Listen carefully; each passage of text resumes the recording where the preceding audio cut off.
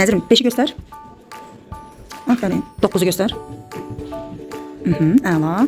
7. Aferin. İndi onları koy kenara. Kenara koy. İndi bak onluqlardan gösterəcəksən. İndi mənə 17'ni göster. 17. 17 necə olurdu? Bayaq necə dedim?